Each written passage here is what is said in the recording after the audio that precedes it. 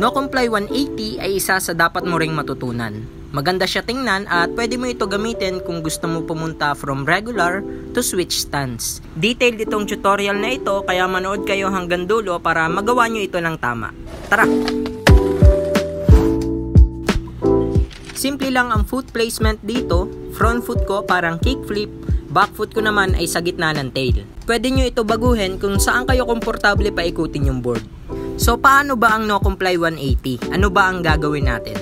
Ang No Comply 180 mga man ay may tatlong kailangan. Una ay yung balikat natin. Sa No Comply 180, hindi naman natin kailangan bumuelo ng todo sa pag-ikot katulad ng ginagawa natin sa frontside 180. Ang ginagawa ko, nakaharap na yung balikat ko sa nose bago pa lang ako pumap. Tapos dun ko na iikot yung balikat ko pag napap ko na. At hindi din natin kailangan yung muko ng todo para dito. Pangalawa ay yung back foot natin. Ang back foot natin, siya yung magpapaikot sa board at hindi rin siya aalis sa grip tape hanggang matapos na yung buong rotation ng No Comply 180. Pangatlo mga man ay yung front foot natin. Ang gagawin naman ng front foot natin ay siya yung magpa-plant o tatapak sa sahig habang umiikot yung board.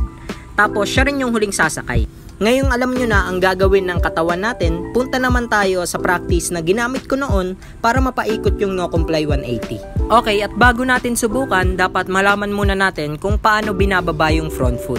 So paano ko ba binababa yung front foot ko? Hindi natin siya iaangat tapos ibababa. Ang gawin natin, diginan natin yung front foot at back foot natin sa board.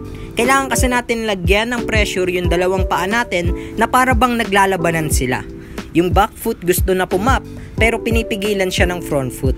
Tapos yun, pag ready na kayo pumap, mag-lay back kayo tapos release nyo lang yung front foot nyo.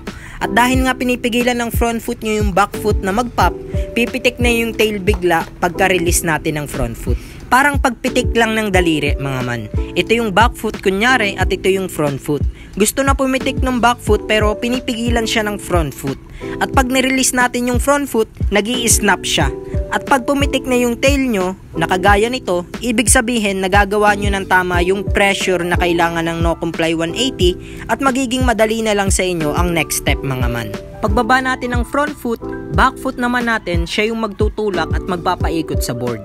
Ang ginagawa kong practice dyan ay yung ganito. Itulak nyo lang yung tail gamit yung back foot tapos sakyan natin ng one foot. So ngayong alam nyo na kung anong gagawin natin, panahon naman para sakyan na natin siya. Take note lang mga mana, hindi natin siya sunod-sunod gagawin, kung hindi sabay-sabay natin sila gagawin lahat.